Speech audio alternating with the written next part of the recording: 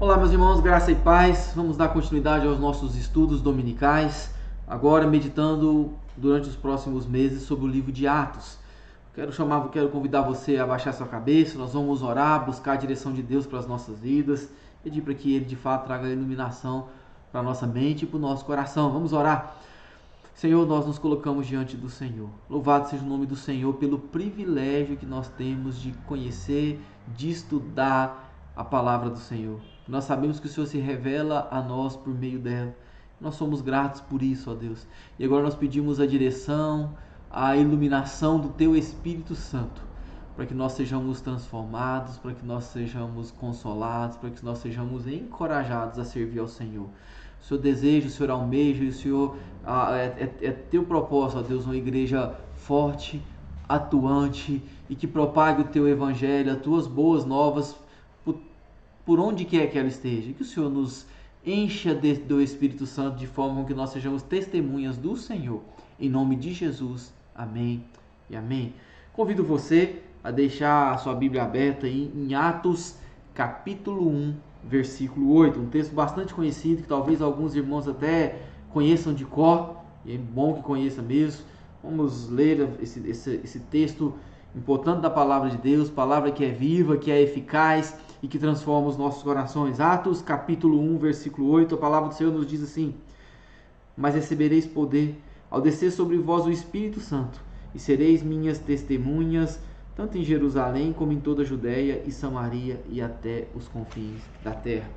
Esses próximos domingos aí pela frente, como eu já disse, nós vamos estudar um pouco sobre o livro de Atos, ali sobre a tutela de um livro chamado Atos dos Apóstolos e a evangelização da igreja na igreja primitiva. Se tem uma coisa que nós vamos chegar à conclusão sempre durante todo o livro, é que essa evangelização aconteceu como resultado da ação do Espírito Santo de Deus na vida do povo de Deus.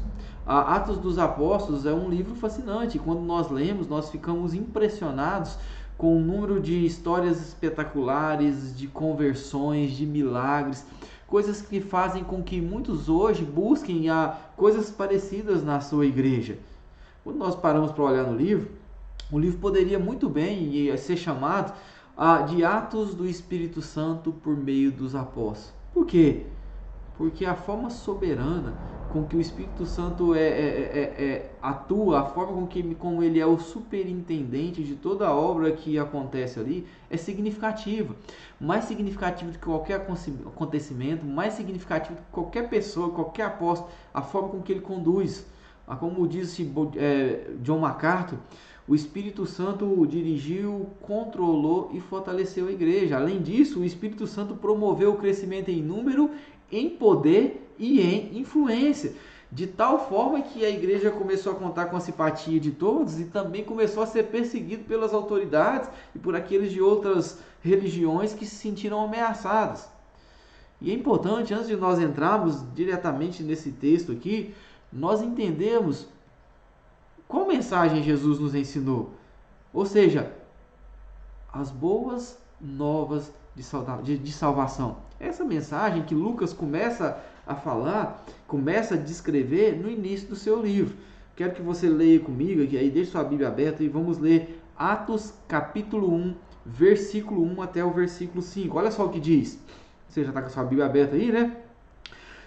Escrevi o primeiro livro, ó Teófilo, relatando todas as coisas que Jesus começou a fazer e a ensinar. E Lucas está falando aqui em relação ao Evangelho de Lucas. E ele diz que fez isso até o dia em que, depois de haver dado o mandamento por intermédio do Espírito Santo aos apóstolos que escolheram, foi elevado às alturas.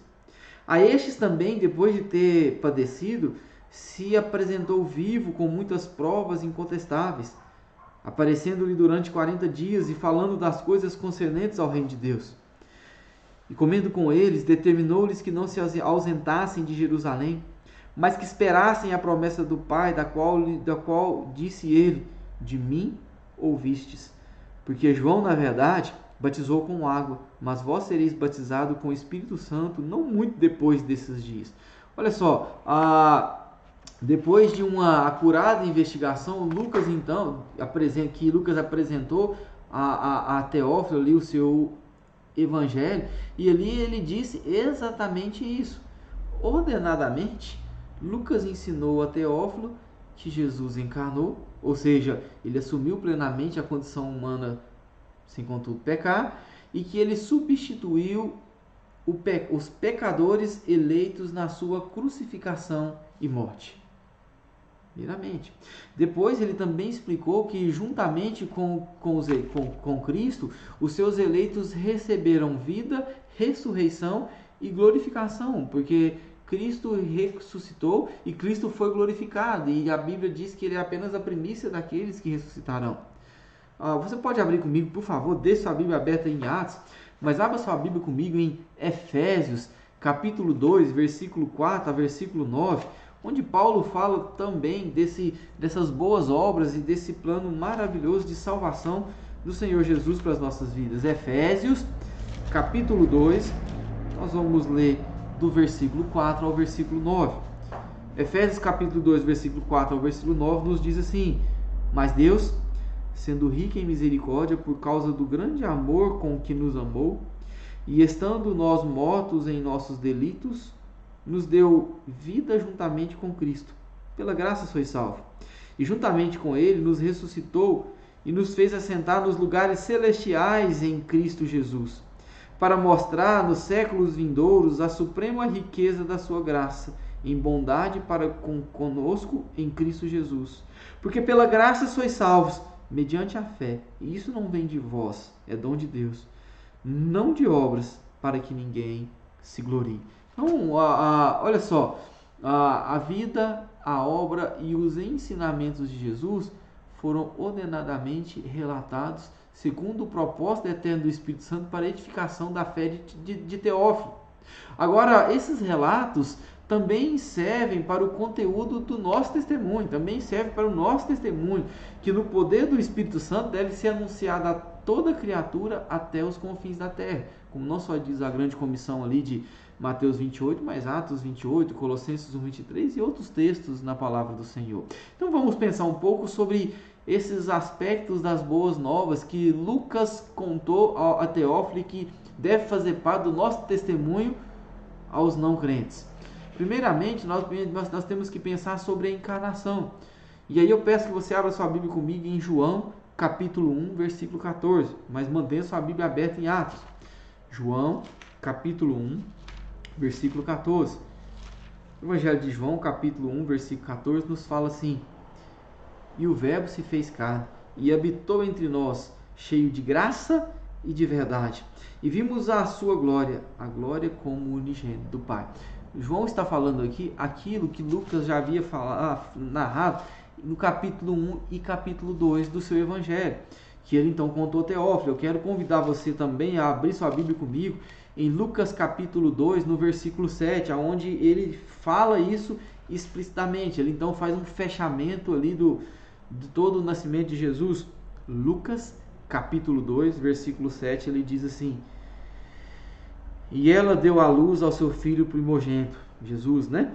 Enfaixou-o e o deitou numa manjedoura, porque não havia lugar para eles na hospedaria. Então veja que Lucas então falou que da doutrina da encarnação. E a doutrina da encarnação é a doutrina do Evangelho que afirma que Jesus Cristo se fez homem, tomando sobre si todas as condições humanas.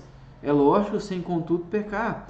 Ele se humilhou, tomando a forma de homem e se sujeitando à lei que ele mesmo havia dado aos homens. Ele se sujeitou a ela, porque Jesus sabia que apenas pelo caminho da humilhação ele poderia vencer a morte, e vencendo a morte ele então resgataria aqueles que vivem sob o regime da lei.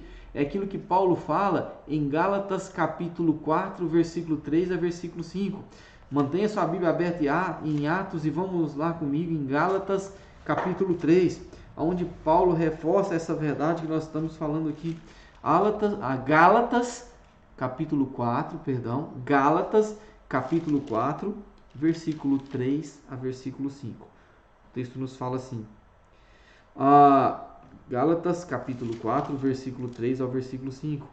Assim também nós, quando éramos menores, estávamos servilmente sujeitos aos rudimentos do mundo. Vindo, porém, à plenitude dos tempos, que veio com Jesus Cristo, Deus enviou seu Filho, nascido de mulher, nascido sob a lei. Olha o que Paulo diz. Para quê?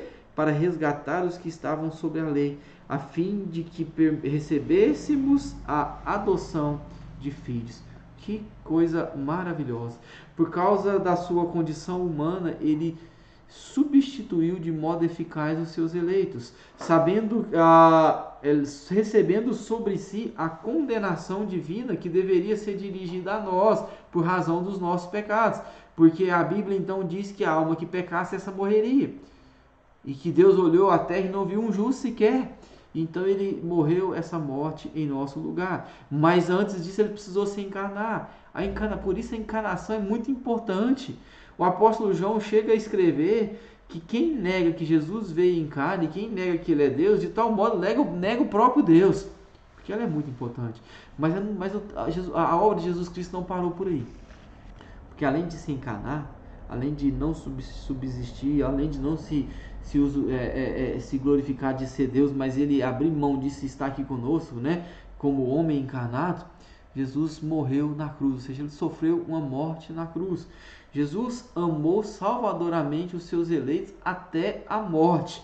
É o que nos diz, por exemplo, o texto de Filipenses capítulo 2, versículo 8, que ele foi fiel a Deus, obediente a Deus até a morte e morte de cruz. O amor abnegado de Jesus por aqueles que o Pai lhe deu fez parte de todo o seu ministério, inclusive até da sua crucificação. Só que antes da sua crucificação, Jesus, como havia sido profetizado em Isaías 53, ele passou por todo um processo que nós chamamos hoje a paixão de Cristo, que é um processo de rejeição, de acusação, de julgamento e de condenação. Durante todo esse processo da paixão de Cristo, Jesus então foi injustamente acusado, foi injustamente julgado, foi injustamente condenado, foi injustamente morto na cruz, sem contudo abrir boca, porque essa era a profecia. A ovelha muda entre os seus tosqueadores. Jesus se humilhou até a morte de cruz, sabendo que o caminho para a vitória passava pela humilhação. Abra comigo, por favor, sua Bíblia em Romanos, capítulo 8, versículo 34. Continue com sua Bíblia aberta em Atos. Romanos, capítulo 8, versículo 34. A palavra do Senhor nos fala assim, Romanos, capítulo 8, versículo 34. Quem nos condenará? É Cristo Jesus quem morreu, ou antes quem ressuscitou, o qual está à direita de Deus e também intercede por nós. Jesus Cristo morreu na cruz para remover, para cancelar, para tirar, para destruir todo o escrito de dívida que constava contra o povo de Deus, para depois então ele despojar e destruir as obras do inimigo, e por fim para livrar os seus eleitos da ira vindoura e ensinar então o caminho da prática da justiça. Na sua morte, ali no seu local de triunfo, Jesus expôs a público todos os principados e potestades, não só expôs a público, como expôs ao desprezo. Enfim, Jesus morreu pelos nossos pecados. Mas além da sua encarnação, além da sua morte na cruz, nós não podemos esquecer de um fato muito importante, da sua ressurreição e da sua ascensão. O texto que nós lemos, Atos 1, versículo 8, ele logo a seguir, nós vemos a narração de Lucas no momento da ascensão de Jesus Cristo, que vai do versículo 9 ao versículo 11. Eu quero que você acompanhe comigo. Atos, capítulo 1, versículo 9 ao versículo 11. Olha só o que diz o texto. Ditas essas coisas, ou seja, sereis minhas testemunhas, né? Ditas essas coisas, foi Jesus elevado às alturas à vista deles, e uma nuvem o cobriu dos seus olhos. E estando eles com os olhos fitos no céu, enquanto Jesus subia, eis que 2 varões vestidos de branco se puseram ao lado deles. E lhes disseram: varões galileus, por que estáis olhando para as alturas? Esse Jesus que dentre vós foi assunto aos céus, virá do modo como o viste subir. Que coisa maravilhosa! Jesus Cristo ressuscitou. Ele não apenas morreu, mas ele ressuscitou pelo poder do Pai, como nos diz 2 Coríntios capítulo 4, versículo 14. Sendo o primogênito dos mortos, Colossenses capítulo 1, versículo 8, Colossenses do morto, porque ele é a primícia daqueles que ressuscitariam, ele então retornou à vida depois de estar morto. E esse relato é isso que Lucas fala. Lucas então ensinou a Teófilo que Jesus havia vencido a morte, como foi profetizado por Isaías 53 e anunciado pelo próprio Jesus Cristo. Por exemplo, João capítulo 2, versículo 18 ao versículo 22. Por isso, rejeitar a morte de Jesus Cristo, como nos fala bem Paulo em 1 Coríntios capítulo 15, é o mesmo que destruir a fé cristã. É o mesmo que tirar a base, tirar o fundamento, solapar tudo aquilo que dá sustentação à fé. É por isso que essa doutrina ela sofre e sempre sofrerá ataques violentos e fulminantes. Não é incomum nós vemos no decorrer da história pessoas que questionam a questão da ressurreição de Jesus Cristo, que dizem que isso é um mito, que dizem que isso é simplesmente algo da fé, que diz que isso é uma história que os apóstolos inventaram naquela época, e nós sempre teremos que lidarmos com situações onde a ressurreição de Jesus Cristo é explicitamente questionada. Só que as Escrituras, elas ensinam de modo claro sobre a ressurreição de Jesus. Trata-se de um fato conhecido e testemunhado por muitos. Quer ver um exemplo? Mantenha sua Bíblia aberta em Atos e abra comigo, por favor, em Mateus 28, Mateus 28, versículo 6. Mateus 28, versículo 6. Mateus 28, versículo 6 em diante, 6 e 7, ele nos fala assim: ele não está aqui, mas ressuscitou como o tinha visto. Vinde ver onde ele jazia. E depois, depressa, e dizei aos discípulos que ele ressuscitou dos mortos, e vai adiante de vós para a Galiléia, e ali o vereis. É como vos tenho digo. E olha só, lá na frente então, no versículo 16 de capítulo 28, Mateus nos narra assim: seguindo os 11 para a Galiléia, para o monte que Jesus lhe designara, e quando eles o viram, o adoraram. Olha só, várias pessoas o viram. E depois continua o texto, versículo 18. Jesus, aproximando-lhe deles, lhe disse: toda a autoridade me foi dada nos céus e na terra. Então, olha só, a gente vê que isso é visível. As mulheres, os apóstolos, as mulheres, os discípulos no caminho de Esaú, os 500 que Paulo fala sobre isso. E essa é a mensagem central nos testemunhos proferidos pelos apóstolos. Todo o livro de Atos, os apóstolos contam essa mensagem. E os irmãos, enquanto eram perseguidos, eles pregavam isso também, que era a sua mensagem. O conteúdo da pregação dos apóstolos e o conteúdo da pregação dos irmãos em Atos eram: Jesus morreu, mas ele está vivo. Ele ressuscitou.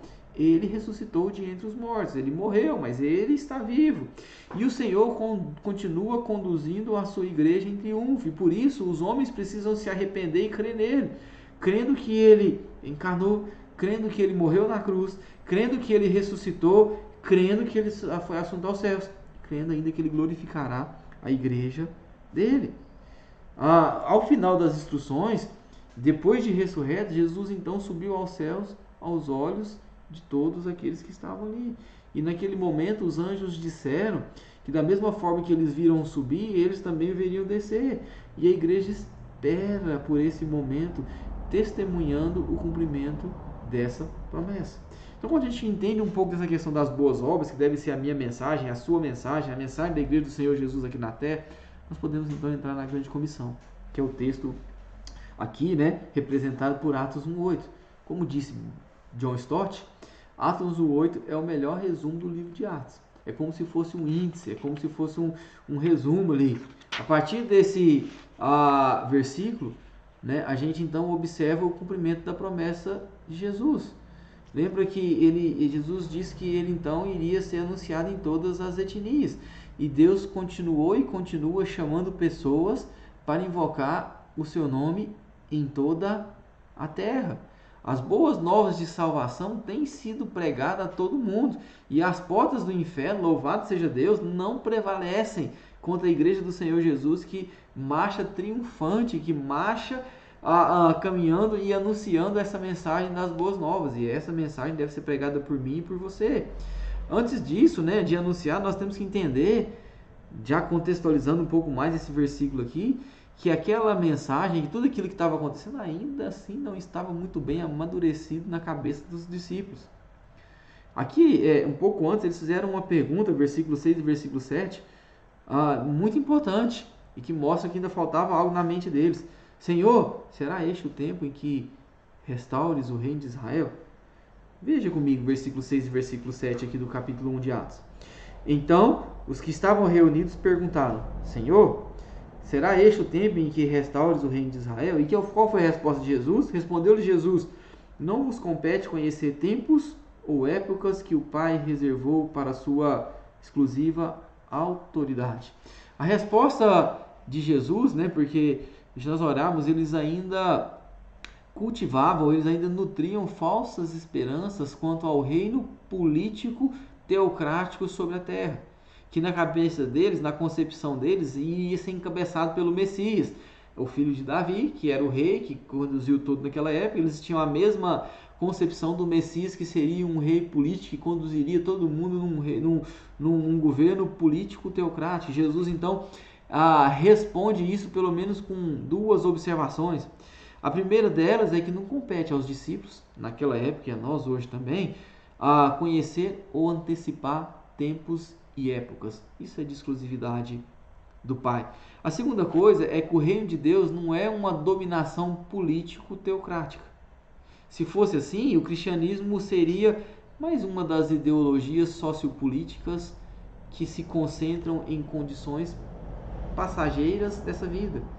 E o reino de Jesus Cristo é muito mais do que isso. Tem se falado hoje em presença real, lembrado inclusive de Kuyper, onde todo cristão com a presença real de Cristo como sendo o reino ali, ele vive o Evangelho. E vivendo o Evangelho, ele tem a oportunidade de testemunhar com a sua boca e testemunhar com as suas próprias ações o reino de Deus ali, as boas novas do Evangelho. O reino de Deus está no coração de cada um dos discípulos chamado para fazer parte desse reino. E veja, não há um domínio maior do que esse sobre todas as nações, mais poderoso do que esse sobre todas as nações, aonde tiver um cristão plantado ali, trabalhando, estudando, então o Evangelho de Deus está sendo pregado ali. Por isso que na cabeça de Jesus Cristo ele tinha como claro que todo cristão ia anunciar as boas novas, porque o reino de Deus está nele. E a soberania desse reino vai além de condições políticas e está acima da ideia de Estado ou governo. O reino de Cristo se perpetua pelo poderoso testemunho da igreja que comunica às nações. De que forma? No poder do Espírito Santo de Deus. Comunica o quê? Ele continua então as boas novas, mas ele fala o quê? Aqui no versículo 8: E sereis minhas testemunhas. Temos que lembrar, né, nós já falamos aqui, que antes de ser elevado às alturas, Jesus então reuniu os seus discípulos e ordenou que eles permanecessem em Jerusalém, aguardando para que serem revestidos do poder do Espírito Santo. E este revestimento nada mais seria a prova cabal da sua vitória e a glorificação, que de fato ele está ali à destra do Pai, com o governo de todas as coisas em suas mãos. Lembra? Toda autoridade me foi dada nos céus e na terra. E essa autoridade ia ser chancelada pelo envio do Espírito Santo de Deus. Mantenha sua Bíblia aberta em Atos e abra, por favor, sua Bíblia comigo em João, capítulo 14, versículo 16. Versículo 16 e versículo 17. João, capítulo 14, versículo 16 e versículo 17. A palavra do Senhor nos fala assim: E eu rogarei ao Pai, e Ele vos enviará outro Consolador, a fim de que esteja para sempre convosco, e o Espírito da verdade, que o mundo não pode receber, porque não o vê, nem o conhece. Vós o conheceis, porque Ele habita convosco e estará em vós. Então, aquele momento ali, nós vemos que então eles precisavam ser revestidos pelo poder do Espírito Santo. E Jesus então afirmou que depois da descida do Espírito Santo, os discípulos seriam testemunhas em todo o mundo. E essa Mensagem insistente a mim e a você hoje, os discípulos de Jesus Cristo. Os apóstolos testemunharam que Jesus Cristo havia proclamado e o que ele havia falado que iria acontecer pelos profetas. O Salvador, e que aqui o Salvador viria, que o Messias viria, seria morto, ressuscitado, e que o seu Espírito Santo seria enviado. E então eles seriam testemunhas. Eles anunciariam ao mundo que Jesus morreu, ressuscitou, e depois de instruir os discípulos, foi junto ao Pai, enviando o Espírito Santo como prometido. E com base no fiel testemunho providenciado pelo Espírito Santo de Deus, que é a Bíblia, que foi ali a inspiração dada aos homens, a revelação de Deus a nós, nós devemos então falar de Cristo e chamar os pecadores ao arrependimento e à fé em Jesus Cristo. Quando Lucas então investigou com os apóstolos o que havia acontecido e falado, ele então anunciou Teófilo. E da mesma forma nós devemos hoje averiguar, estudar e tentar compreender a palavra de Deus, pois as Escrituras que revelam com fidelidade sobre Jesus Cristo, que revelam com fidelidade essa obra, de que ele encarnou, de que ele morreu, de que ele ressuscitou, de que ele foi assunto aos céus, de que ele foi glorificado. É só nela que nós encontramos instruções seguras para a nossa vida. Jesus tinha consciência que somente depois da descida do Espírito Santo, sob uma nova administração da graça, seria iniciado então e que o povo poderia anunciar o Evangelho a todos os povos sem distinção. E os líderes da igreja entenderam essa verdade. Mantenha sua Bíblia aberta em Atos 1. Se você olhar, por exemplo, em Atos 10, a partir dali do versículo 9, Atos 10, versículo 9, nós vemos então o Evangelho sendo anunciado, essa mesma mensagem sendo falada ao centurião. Nós vemos, por exemplo, em Atos 19, você pode olhar a sua Bíblia lá comigo, essa mensagem sendo anunciada, por exemplo, já ali em Éfeso, já aos gentios. E nós vemos que essa mensagem ela estava fazendo assim porque ela deveria sim ser anunciada e estender a todos os povos o testemunho de Cristo Jesus. E este testemunho, pela condução de Jesus no Espírito Santo, influenciaria a vida de outras pessoas. O testemunho seria feito pelos discípulos de Cristo e os frutos seriam colhidos pelo Espírito Santo de Deus. Isso implica dizer que Jesus continua decisivamente e contundentemente atuando na vida da sua igreja pelo Espírito Santo de Deus. É por isso que a glória daquilo que acontece na sua igreja é dele. Os atos dos apóstolos só foram possíveis porque Jesus deu continuidade à sua obra pelo Espírito Santo prometido e enviado. E essa é uma realidade para as nossas vidas hoje. Nós só podemos pregar e ver a obra do Senhor expandindo onde nós estamos pelo poder do Espírito Santo de Deus. Não é simplesmente por capacidade nossa, não é simplesmente por ousadia nossa, mas é pelo poder do Espírito Santo de Deus. E o texto continua, tanto em Jerusalém, Judeia, Samaria e os confins da terra. Ou seja, o mundo deve ser evangelizado. Por quê? Porque Deus amou esse mundo, não esse mundo terra, mas o mundo humanidade, onde ali tem os seus eleitos. O mundo deve ouvir sobre o amor de Deus em Cristo, para que todos aqueles que nele creiam, a partir da igreja, sejam salvos. Todos, sem nenhuma distinção. Sob a nova aliança, a nova igreja, a igreja neotestamentária, pregou individualmente, mas também pregou indescritivamente ou indiscriminadamente, pregou a todo mundo, porque Jesus morreu por todas as pessoas do mundo. Jesus morreu por todos os povos. Jesus morreu por todas as etnias. E em cada etnia, em cada povo, tem ali os seus eleitos. A igreja que nasceu depois do derramamento do Espírito Santo, da descida do Espírito Santo, começou a pregar ali em Jerusalém, aonde eles estavam. Que essa também é a incumbência de Deus para nós. Judeia e Samaria foram os povos subsequentes. Por quê? Porque a igreja do Senhor ela não pode ficar como um sistema fechado, como uma igreja, como as portas fechadas que só serve a quem está ali. Mas a consequência do evangelho ser anunciado e crescido em Jerusalém foi que ele se expandiu para Judéia e Samaria. E os confins da terra começaram a ser alcançados como consequência não só do crescimento numérico, como da intensa e generalização perseguição, a partir do capítulo 8 de Atos.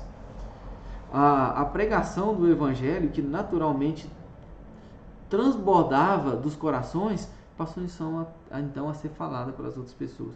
Importante o que eu disse, a pregação do evangelho transbordava do coração das pessoas. Repito, Jesus tinha como certo que cada discípulo, cada servo de Deus pregaria o evangelho, porque era uma mensagem que falou o seu coração, mudou sua vida e ele quer falar às outras pessoas. Não dá para entender hoje pessoas que não querem falar de Jesus para as outras pessoas, porque isso é algo natural. Logo, aquelas pessoas que foram perseguidas, aonde elas foram espalhadas, elas começaram a pregar o evangelho. E logo se espalhou por toda parte que o Senhor Jesus Cristo ressuscitou e que haviam provas disso. E essa era a mensagem. Que havia sinais incontestáveis feitos em nome dos apóstolos. Se você, mais uma vez, andar alguns textos da Bíblia comigo, no capítulo 3, nós vemos, por exemplo, a cura de um coxo. Capítulo 4, nós vemos que Pedro e João são presos e que são libertos de maneira miraculosa da prisão. Lá no capítulo 5, a partir ali do versículo 12, nós vemos os relatos de que os apóstolos fizeram muitos milagres. Capítulo 8, a partir do versículo 9 em diante, né? Nós vemos então o texto nos falando lá de que os apóstolos expeliram demônios. Isso também acontece no Atos 16. E isso tudo, essa autoridade que Deus deu aos apóstolos e essa operosidade da fé acabou trazendo oposição, acabou trazendo a perseguição, e as autoridades dos judeus, é claro que se levantaram contra o anúncio do evangelho. Ainda mais uma vez, a gente pensando aqui em algumas páginas do livro de Atos, nós vemos, por exemplo, que no capítulo 4, alguns apóstolos foram presos. No capítulo 5, a partir do versículo 17, vários apóstolos foram presos. A partir aqui do capítulo 6, versículo 8, nós vemos a morte de Estevão. E por aí vai. A igreja sofrendo perseguição. Lucas cuidadosamente relatou como que, apesar da oposição, da luta, de pessoas morrendo, o evangelho, o testemunho se espalhou. A crença se espalhou por todo lugar de que Jesus Cristo estava vivo. Por isso, nada pode barrar a igreja do Senhor Jesus Cristo. Por isso, nós precisamos pedir a intervenção do Espírito Santo nas nossas vidas, porque por coisas muito simples nós deixamos de anunciar o evangelho, por coisas muito simples nós deixamos de proclamar de que Jesus morreu, mas ressuscitou, e que fez isso para levar pessoas juntamente com ele à destra do Pai. Pelo poder do Espírito Santo, o evangelho foi e tem sido pregado para a salvação de judeus e gentios. E a mensagem chegou até os confins da terra e foi escrito por todo mundo. Praticamente todos os povos existem representantes, alguns não têm, mas vários povos, quase todos os povos do mundo têm representantes salvos de Jesus Cristo. E a nossa incumbência ir até essas outras nações que ainda tem pessoas ali que precisam ouvir do evangelho, anunciar o evangelho a todas as nações, alguns povos que ainda são povos não alcançados. Jesus Cristo que disse que esse testemunho chegaria a todas as nações. E naquele povo, para quem ele disse ali, os apóstolos, chegou. Porque eles pregaram até o mundo conhecido daquela época. E essa incumbência é nossa. Em todos os momentos, o Espírito Santo esteve com eles. Começando em Jerusalém, se estendendo aos samaritanos, capítulo 8, aos gentios prosélitos, capítulo 10, e até mesmo aos povos não alcançados ou aos gentios. Até mesmo aqueles que na verdade estavam em outros lugares, os prosélitos ali, ou em outros judeus em outras regiões que ainda não ouviram falar do Espírito Santo, como é o caso dos irmãos de Éfeso, que eles eram discípulos de João e nunca tinham ouvido falar sobre Jesus Cristo. Então, nós vimos que naquele momento o evangelho se cumpriu, a promessa se cumpriu. Eles anunciaram a todos os povos conhecidos. E nós temos a incumbência hoje de anunciar também a todos os povos conhecidos, começando pelo lugar que Deus nos plantou. Colossenses 1:23 afirma essa convicção apresentada por Lucas a Teófilo. Colossenses 1:23 nos diz assim: não vos deixando afastar da esperança do Evangelho que ouviste e que foi pregado a toda criatura debaixo dos céus. Quando nós chegamos para a conclusão, nós vemos que é óbvio que não é possível reproduzir os acontecimentos e os relatos do livro de Atos. O livro não foi escrito como um manual para fazer a igreja crescer. É lógico que tem muitas nuances, tem muitos comportamentos, tem muitas formas da igreja crescer que são pensadas ali e tiradas do livro de Atos. Mas o propósito era fortalecer a fé de Teófilo, relatando os acontecimentos que compõem a história da redenção. O registro, portanto, é único. Não tem como acontecer os mesmos acontecimentos. Mas o que nos deixa claro aqui é como a mensagem ordenada por Jesus é a mesma mensagem a todas as épocas. Jesus Cristo veio em carne, Jesus Cristo ressuscitou, morreu, na cruz, Jesus Cristo ressuscitou, subiu aos céus e trouxe essa mensagem para nós. E essa é a nossa mensagem. Nós devemos pregar a palavra de arrependimento às nações. Os cristãos não devem medir esforços para evangelizar o mundo. O Espírito Santo continua executando a tarefa que ensinou em Pentecostes. O convencimento vem do Espírito Santo pela palavra de Deus, é Ele que convence. Por isso, nós temos que, e essa é a minha incumbência para mim, minha incumbência para você, pregue o Evangelho e ensine as boas novas de salvação com fidelidade. Essa é a mensagem a nós. Esse é o meu papel, esse é o seu papel. Faça discípulos para Cristo. Foque sua atenção na missão que Jesus Cristo te concedeu. Desafie e estimule outros cristãos também a discipular pelo menos uma pessoa, até pessoas caminhando com ele. E essa pessoa, primeiramente, você vai anunciar as boas novas, depois você vai ensinar como andar de acordo com a palavra de Deus, ensinando-vos a guardar todas as coisas que vos tenho dito. Vamos orar, pedir a direção de Deus para as nossas vidas, pedir que o Senhor realmente nos fale conosco. Na semana que vem nós continuaremos no livro de Atos, pensando aí no poder e na capacitação da igreja de Cristo. Feche seus olhos, vamos orar. Senhor, nós nos colocamos diante do Senhor. Te louvamos, ó Deus, porque mais uma vez nós podemos ouvir do Evangelho do Senhor, dessa mensagem de boas novas tão maravilhosa. E nós, ó Deus, diante dessa mensagem, nós também colocamos o nosso coração diante do desafio que o Senhor nos fez. Desafio que o Senhor fez à sua igreja.